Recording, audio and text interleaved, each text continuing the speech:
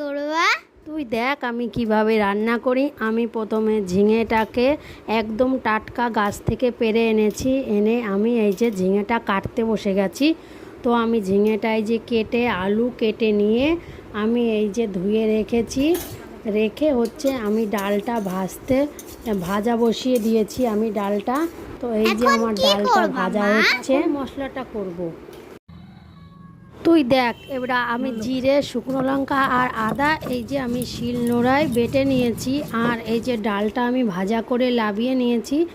লাবিয়ে নিয়ে তুই ওখানে বসে দেখ চুপ করে আমি কি করে রান্নাটা করি। আর এই যে আমি কড়াইতে তেল দিয়ে দিলাম, এখন আমি আলুটা ভাজা করে নেব।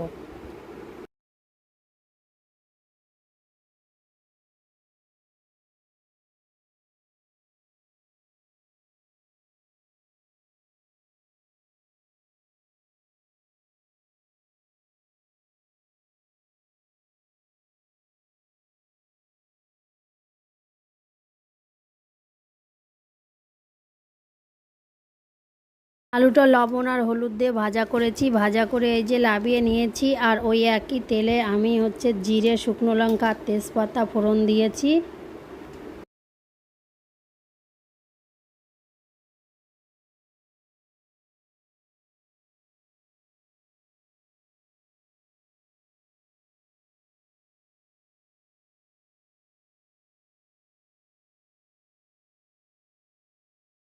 আমি আদা জিরে বাটা আর শুকনো লঙ্কা বাটা আর একটু মিট মশলা দিয়েছি আর ধনের গুঁড়ো দিয়ে আমি মশলাটাকে ভালো করে কষিয়ে নিয়ে ওতে আমি ডালটা দিয়েছি।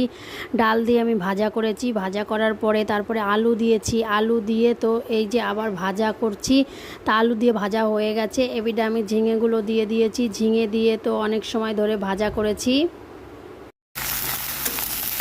ধন্যবাদ। দেখ দেখ আমি আর একটা গোটা টমেটো দিয়েছি কেটে, ওখানে একটাই টমেটো দিয়েছি আর দিলাম ভাজা করে নিয়ে। তারপরে এই যে জল দিয়েছি, জল দিয়ে ঝোলটা একটু ফুটে উঠেছে, তারপরে দিয়েছি লবণ হলুদ। ও মা, হয়ে গেছে রান্না? আরে না, এখনও দেরি আছে রান্না হতে। তুই চুপ করে বসে থাক, আমার রান্না হয়ে গেলে তোকে আমি খেতে দিয়ে দেবো।